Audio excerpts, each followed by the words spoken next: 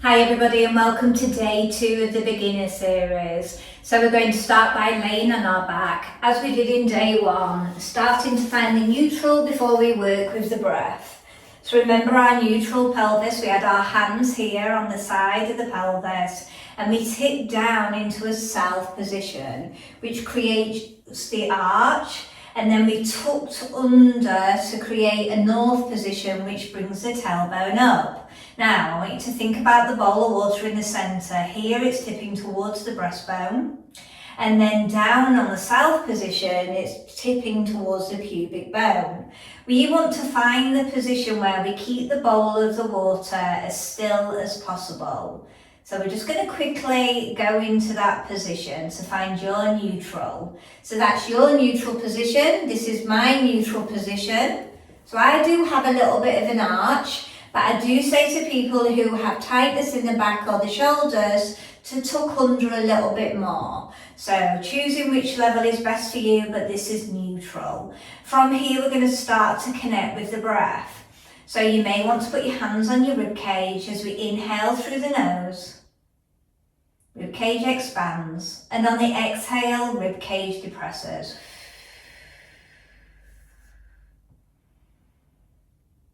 So you want to think of a silent inhale through the nose, but a louder exhale with the breath.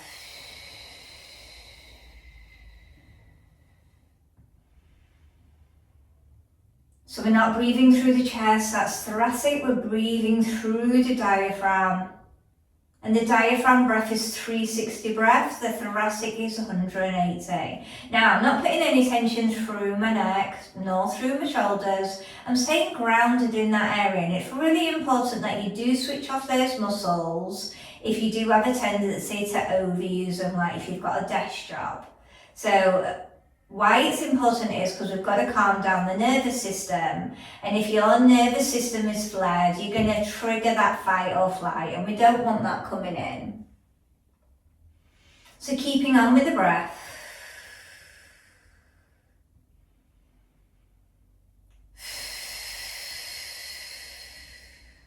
And really be aware of how that pelvic floor is rising on the exhale.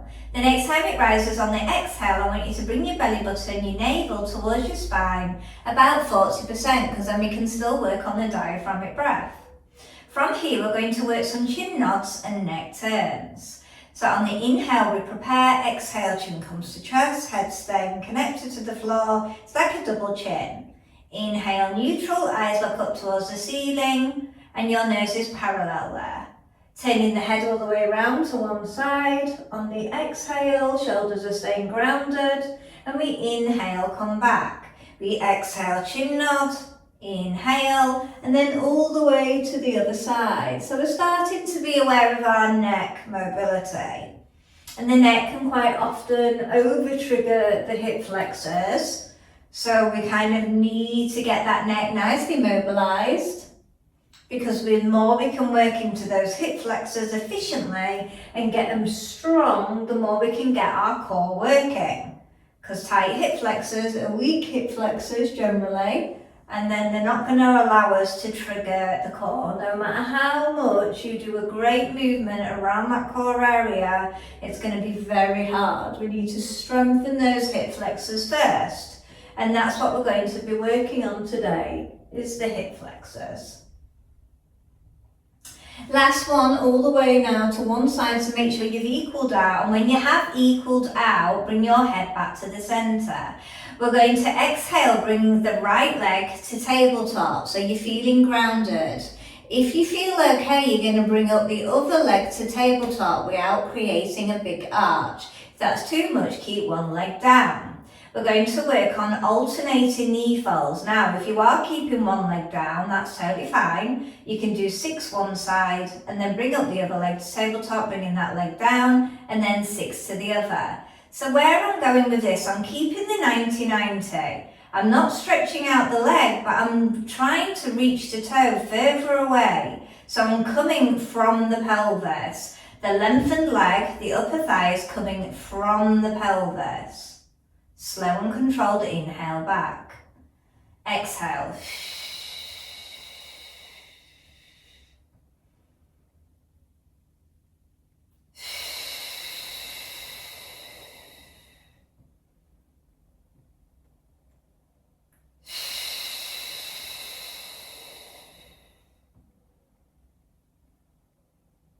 So just start to be aware of how you feel, bringing in that mind to muscle connection. Remember, you're not triggering through the neck. The shoulders are staying grounded. The pelvis is staying stable. You're working with the breath throughout. You're still keeping the 40% engagement of the abdominals of the navel towards the spine. It all seems a little bit overcomplicated at first, but honestly, you won't find it complicated soon. But the more accurate you are, taking on those teaching points, the more better your body will be realigned in the future. And you will just get used to these habits. We're going to do one more either side, but if you've had to come out of it earlier, that's totally fine. From there, bring the knees to the chest and have a bit of a circle out. So we're just massaging around the back area. Change your direction of your circle. So I visualize a big circle and then trying to stay within the lines of the circle. From here, I want you to bring one knee to your chest and lengthen this other leg out. So we're taking it into a full hip extension here, but the knee that is by the chest, we're trying to get that there, is working the back of the back. All that goes down into the pelvis, the opposite muscle around the hip flexor, very controlled in whether the glute switches on or not as well. So just breathing into it. Now we're going to place that leg down, slide that one out and bring the other one towards the chest. Now, good awareness now. Can you bring the thigh in as close to the chest like you could the other side? Because we're looking for symmetry always. Breathing in. From here, holding onto the thigh, I want you to lift through your chest. And as you can see, I'm not lifting through the neck. And I'm going to inhale, lower the chest down. And we're going to do this for 6.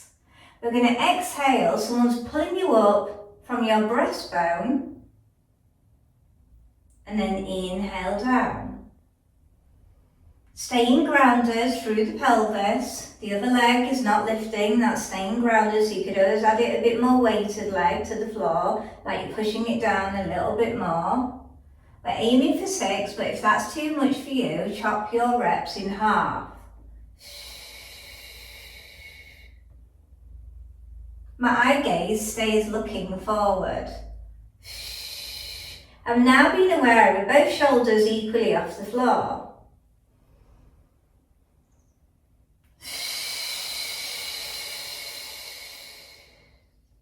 We've got one more repetition and then we're going to repeat the same exercise on the other side. Now, if your neck's been playing up, just bring that leg down, bring the other leg bent and just turn the head left to right and just loosen it.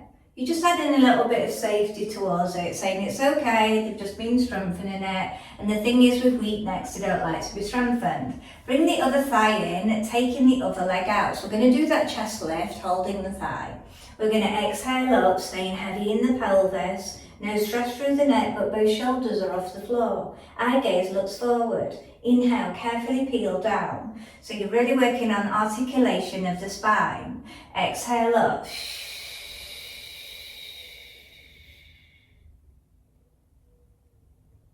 So we are looking for accuracy for your movements. So you're really in competition with yourself of your last move. You're just trying to get a little bit better every time you do pull out a rep.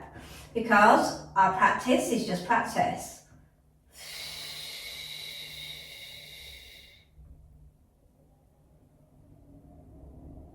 Remember, you're still keeping the navel towards the spine, you're still applying that breath.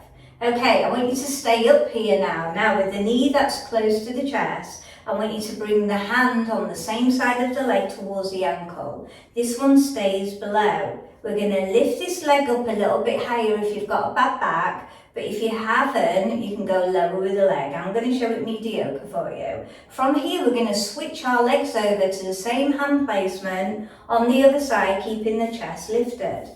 Exhale. This is called single leg stretch. Inhale. Exhale. The hand that's on the same side of the leg goes to the ankle, the other one goes below the knee. And when you bring out the leg, even if it's high in the air, you want to think of full length. So you're taking it to that full hip extension. Now if your neck is playing up, bring your head down and carry on like this. Just make sure your leg is higher because it will support your back more. So you can modify and you can still do the movement. Single leg stretch. We've got a couple more reps. And we're not rocking through the pelvis. We're going to do last one. Then we're going to bring our head all the way down and we're going to massage out a couple of large circles one way and then a couple of large circles towards the other. From that, place the feet back down and just turn the head left to right. And then we are going to take it on side lying. So think of the side that you are laying on. I'm going to place the hand here, but if this makes your neck too overactive, lay down here. Now we're going to stack up into a clam position, so I'm in a full 90-90. Knees are in alignment of the hip bone and the ankles in alignment of the knee. I'm going to place my hand in front of the navel and I'm going to exhale, lift up, and as you can see you'll get like a little bit of an arch here. If you don't, it doesn't matter. And then on your inhale you should feel the ribcage widening towards the floor. From here we're going to perform clam, but we're going to do an open clam. We're going to exhale, lift up, so full 90-90. So we're asking these big, large, static muscles to have a bit of strength. Then we're going to inhale, place all the way down, but I'm controlling the lowering phase. Exhale up. Now I really want you to go onto a level where you really feel the glute, the buttock, not any higher because we're working on strength. Inhale down. Exhale.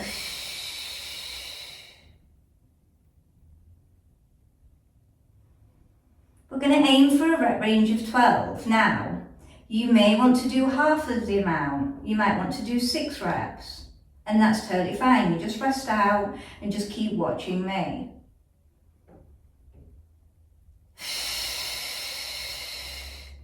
I like to work on a rep range of 12 because it brings in hypertrophy. So it enlarges the muscles for a few days so we can work on a bit of progressive overload. Now I'm thinking about my ornament here on my hip, I'm thinking about the ornament on the knee, I'm thinking about one on the ankle. So as you can see, I'm trying to stay as sturdy as I can. Inhale back down. Exhale up. Now you might find that the leg is starting to feel a little heavy. Well, that is normal. It's also giving those large muscles some good responsibility, which is going to make you stronger. But if you've got any burning in the hip, you've probably got a bit more of inflammation there. I would tap out and then chop your reps. But if you chop your reps, you must make sure you're doing the same on the other side. Remember, you can always lay down here. This may be nicer because you're taking less information away from the neck and the shoulders. Make sure you're counting your reps. You might not be at the same pace as me, but hopefully you are. On this next one, you might have to tap out. From here, we're going to lengthen out the leg to a full hip extension. Now, I want you to feel the buttock. We've got full length here so we can release the hip flexor. Activate the glute posterior chain. Try not to rock. Think about your ornament here and you're staying in line with the hip, which is neutral. We're going to inhale mirror image here. We're going to exhale, lengthen back. Inhale. Exhale. We're going to aim for 12, but again, if that's too much for you today, then chop it down. But some people may be a bit more advanced in their Pilates and still want to do a beginner series, because I quite like to take my practice back to beginner at least once or twice a week, because it really works on good alignment. You've got a chance to get a really good mind to muscle connection going on and have a bit of a check into how your body is performing. So just even if you're at a harder level, you can still work this level because I think it's so good, but can you tweak it? Can you lengthen more? Can you work on the breath more? Can you get more core activation? So we can always seek the hard.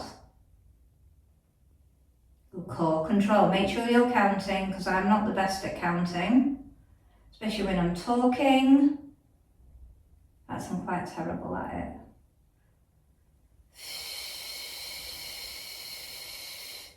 But this last one that's coming in now feels like number 12 for me. From here, we're going to stack up the knees and have a bit of a release, and if you need to tap out your hip, do so. From here, I'm going to push through the hand and tuck the arm under. You might need a cushion for your neck. We're going to do a movement called open door. Now I'm going to rotate round, but I'm going to keep my hip bones facing forward. And I'm taking my neck to follow the hand.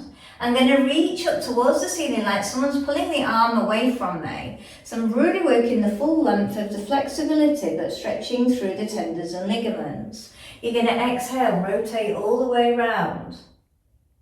Go to where you can without rolling your pelvis. So the more you keep those hip bones pushing forward at the same time as you're working your thoracic rotation, you're going to get much more out of it by keeping pelvic stability. So you always kind of want to get that principle in place because that is more important rather than how far you can open your arm currently, because that will just come in time.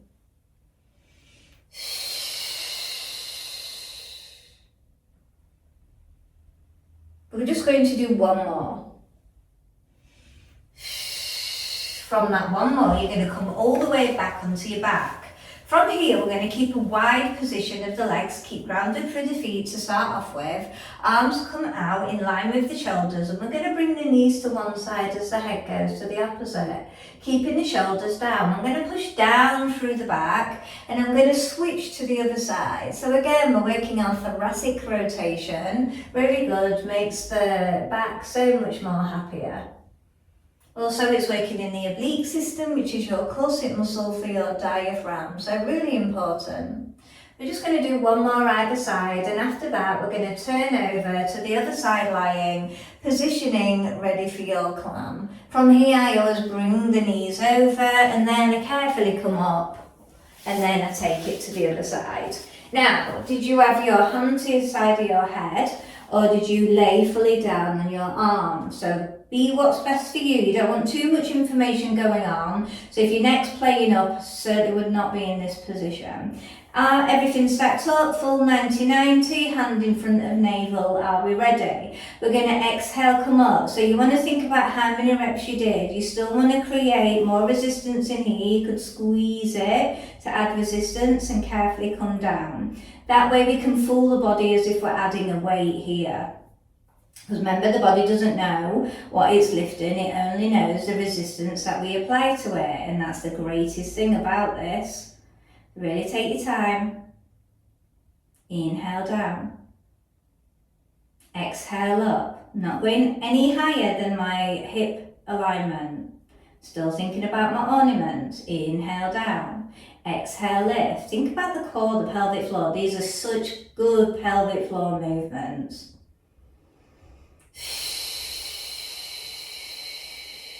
My foot position, I just keep relaxed. There's no flex, there's no point. So I'm just keeping that relaxed, but I'm guiding with the large muscles. Make sure also in your clam position that your ankle is not higher than your knee nor lower. So you're in that full 90-90 position.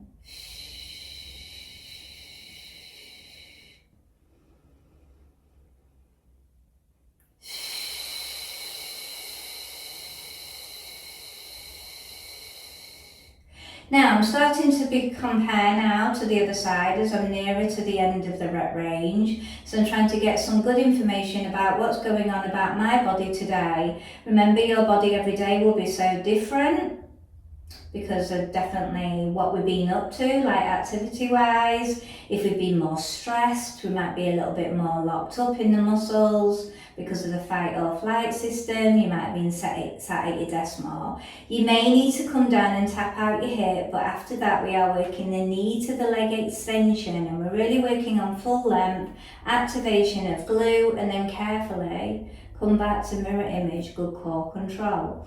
Exhale, lengthen. When you are lengthening out that leg, you want to think about your toes trying to reach the wall, or someone's pulling your leg away from you. You want to seek that flexibility, but you also want to add the resistance as you're coming back.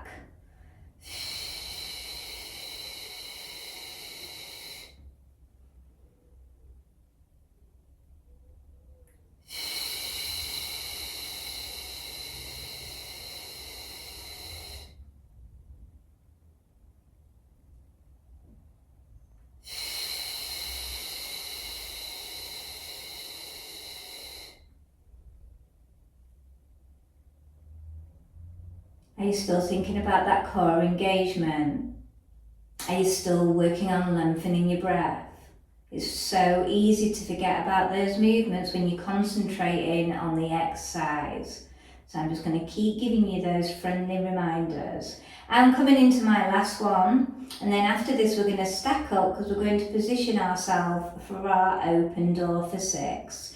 From here I push my hand down, I tuck the arm under. If you need a cushion, do so for your neck. From here keep the hip bones forward, guide the arm with the neck and opening up. Reach the arm towards the ceiling like someone's pulling it from you, and then lengthen all the way back. If you are lengthening, you should go past the hand of where you first started. Keep pushing the hips forward as you're rotating the spine round. So again, working thoracic rotation, so important. It's like doing a spinal twist. The exact same. Just being a little bit more neck friendly.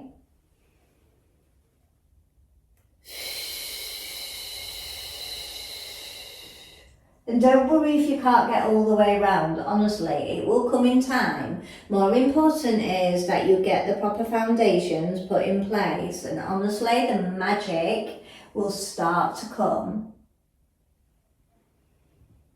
But if you don't get those foundations in place and you're more concerned about getting that arm to the floor, then you're never going to learn.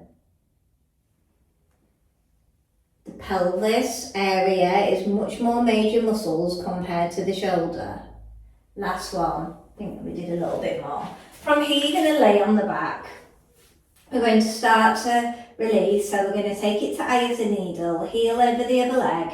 You're going to push the thigh away, keeping the pelvis square. Breathing into the inner thigh to the lower back to the buttocks. Staying relaxed through the neck, still grounded through the shoulders. And you're just starting to be aware of how you feel after your practice. Be aware of how the hip is feeling. Be aware of the ankle opening. From here, switch sides, repeat. Remember, pelvis stable. Pushing away. Any knee problems, you could work with a flex foot, and that will support the knee more. If not, stay relaxed with the foot.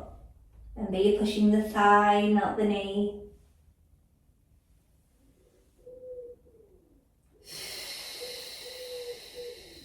So what do you feel this side compared to the other? Are you comparing? Carefully bring the legs down, bring the knees over to one side. Carefully come up to a seated position. From here we're going to lift and lengthen into a side bend like we're doing a rainbow shape here. But we're not collapsing through the ribs. And then switch to the other side and repeat. And I hope you enjoyed your practice today, and I shall see you for the next one. Bye.